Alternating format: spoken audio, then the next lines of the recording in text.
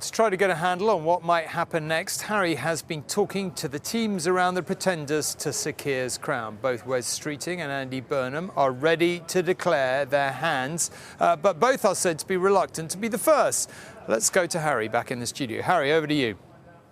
Well, the two apparent frontrunners at this stage are the Health Secretary, Wes Streeting, and Andy Burnham, the Mayor of Greater Manchester. Now, Wes Streeting was one of several Cabinet Ministers who tried to speak to the Prime Minister after Cabinet today, but Keir Starmer, we're told, declined. Tomorrow, the pair will meet, although I'm told they plan to keep quiet afterwards to avoid any distractions from the King's speech.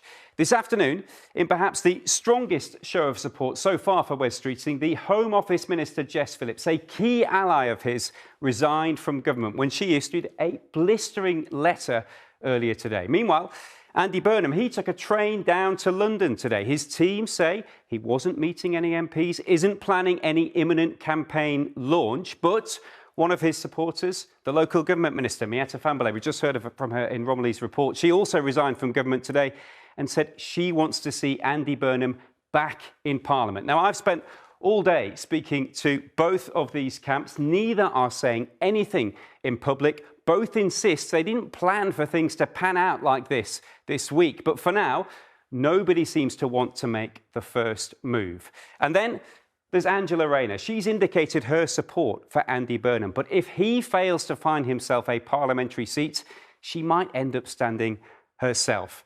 And then if a contest is triggered, we could see lots more candidates put their names forward. The Defence Secretary, John Healey perhaps, the Home Secretary, Shabana Mahmood, Ed Miliband, a former Labour leader, he might put his name forward, and the Defence Minister, Al Khan's a wild card, perhaps. Tomorrow, there is likely to be some sort of truce while the King's speech is going on. Will Wes Streeting back down? Will backbench MPs start plotting once they're all back in Westminster? This could all drag on until someone decides they're prepared to challenge the Prime Minister directly. Will MPs start plotting, Harry? I think a rhetorical question there from you. Now, listen, I'm joined by Robert and Joel, as you can see, to talk politics and economics. First question to you, Robert. Is the Prime Minister safer tonight than he was this morning? Well, look, last night, ministers thought they were going to have a painful, open conversation with the Prime Minister at Cabinet about, whether he should set a timetable to go. Totally preempted them. He actually briefed all of us his opening statement, which was he's not going anywhere, and the whole question of his leadership isn't going to be talked about unless and until somebody like Wes Streeting, puts up or shuts up, in other words, resigns and then challenges him. And at that point, the Cabinet had absolutely no choice but to talk about other things, move on and pretend in public that maybe it's going to be all right. Though privately, they say to me, he is still in really great difficulties because we can see, the Parliamentary Labour Party is totally split. There are sort of 90 plus MPs who've said they want him to go, maybe 100 written this letter who support him. There's quite a lot we don't know about. But among those 100 who support him, as every hour goes by, somebody says, oh, I didn't think I'd signed that letter, and they take their name off. So, he gets a day's grace tomorrow because everybody has agreed that they're not going to humiliate King Charles by talking about replacing, his King Charles's Prime Minister tomorrow. But when we get to Thursday again, there may well be other resignations of ministers. There may well be other MPs coming out saying they don't support Starmer anymore. And most importantly, we will hear from Wes Streeting, who will meet the Prime Minister tomorrow and tell us on Thursday whether he is now going to resign and challenge him to be Prime Minister. Joel, I guess one of the things people find aggravating about this is it's not just politics, it's economics too, particularly the cost of government borrowing, and it's all feeling a bit Liz Truss, is it not? Well, that's a tricky question for you. We're not in Truss territory yet. The markets aren't in sort of complete panic, but the pressure is definitely building, and successive governments over decades have always spent more than they've raised in tax and used investors like pension funds and banks and insurers to effectively lend them money to fund the difference. So the market view really, really does matter. And today, amid all the turmoil, you saw the value of the pound slip and investors were selling UK government debt. Now, the government can still raise money easily enough. It's just being charged much more to do so. Now, over the last 2 days, you've seen the effective interest rate that the government pays to borrow money over a 10-year period edge up by about 0.2 percentage points, which sounds absolutely tiny, but it adds £3 billion a year to the government's annual interest bill. It's enough to employ tens of thousands of NHS workers. If you go back not so far, I mean, the UK has now got the highest borrowing costs of the G7. And that's been the case for the last 2 years. Go back 4 years, and actually the likes of Canada, the United States, and Italy were being charged much more than we were to borrow money.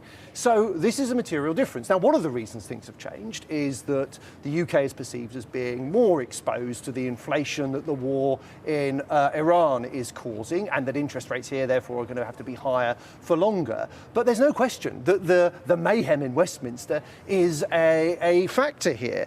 Paul Dales from Capital Economics says politics is playing a huge part here. He and many analysts, Tom, think the markets are pricing in an increased probability that Keir Starmer will be replaced by someone who's likely to borrow more, and that will put further upward pressure on inflation and on interest rates going forward. That's an educated guesswork, but the bond yield increase is real. So are the consequences for households in particular. Watch what happens to mortgage rates over the next few days if this continues. OK, Robert, one very quick final question to you. You mentioned Thursday. Does your gut tell you people say now or never for Wes Streeting? Does your gut say he goes for it and stands, or to be decided? Honestly, I don't know. There's a lot of briefing going on tonight from both sides. People, connected to the man in there are briefing that he's bottled it, that he doesn't have the numbers, and therefore he's going to sort of slink away with his tail between his legs. Talking to people close to Wes Streeting, they say this is absolute nonsense, that he's very much looking forward to hearing from the Prime Minister tomorrow how he plans to revive his party's fortunes and show the boldness that's required to revive the economy. And the implication of that is he goes in slightly doubting that he will be persuaded by the Prime Minister. At that point, he will do what his supporters want him to do, which is resign and challenge the Prime Minister. So, the stakes are very high. I'm not going to put a probability on which way it is going to go, but I have to say, if he does stand, we know that he will challenge. We're into a very big moment. Well, indeed we are. And here in the harsh light of day this morning, Robert summed up Sir Keir Starmer's attitude to those who might want to challenge him as sticking two fingers up to them. You can hear his other choice comments about the Prime Minister staying put in our latest very lively episode of Talking Politics. Watch on ITVX or YouTube, or listen wherever you like to get your podcasts. Now, one British political leader did get a new job today, and in a nice, orderly way. Plaid Cymru's Rhun ap Iorwerth was voted in as the First Minister of the Welsh Senedd, breaking Labour's hold on the top job for the first time. Rhun ap Iorwerth I anerch y Senedd. Unlike in Westminster, there was little drama in Cardiff Bay today. But this was a huge moment in Welsh political history. The man who broke Labour's iron grip on Wales is clearly enjoying his moment. Something has stirred in the soul of Wales. Throughout the campaign, Plaid Cymru's leader was eager to play down talk of independence.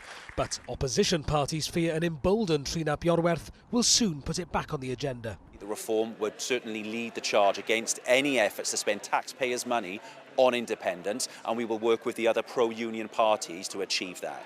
Getting that message across to people. In the final week before polling day, we joined Plaid Cymru's leader on the campaign trail in Cardiff. How long has this business been here? It was in those final days that the polls turned decisively in his favour. We returned today to speak with some of those he met. So which way have you voted before? Voted Labour previously, yeah. But this time you went for Plaid Cymru? Yeah, Plaid, yeah. So when he came in last time, it looked like he wanted the best for the community, and hopefully he cracks on and does a good job at it. Plaid Cymru have always struggled for support outside of their western Welsh-speaking heartlands. But last week they finally broke through in cities like Swansea and here in Cardiff, where they won half of all the seats available. After a slight delay in receiving the royal seal of approval, the First Minister eventually emerged from Welsh Government headquarters to speak with the press. This has been a truly momentous day, a historic day, a shift, I hope, in the way that Wales is governed. You're one of three separatist administrations across the UK now. What message will the three of you be giving to the Prime Minister of the UK? My loyalty in all my time as the First Minister of Wales will be to the people of Wales. Yes, that means working with others where we have common ground across these islands, but with my loyalty always to the citizens of this nation. The first steps into government are the easy ones, but turning around Wales's flagging public services will be a much sterner test. Rhys Williams, News at 10, Cardiff.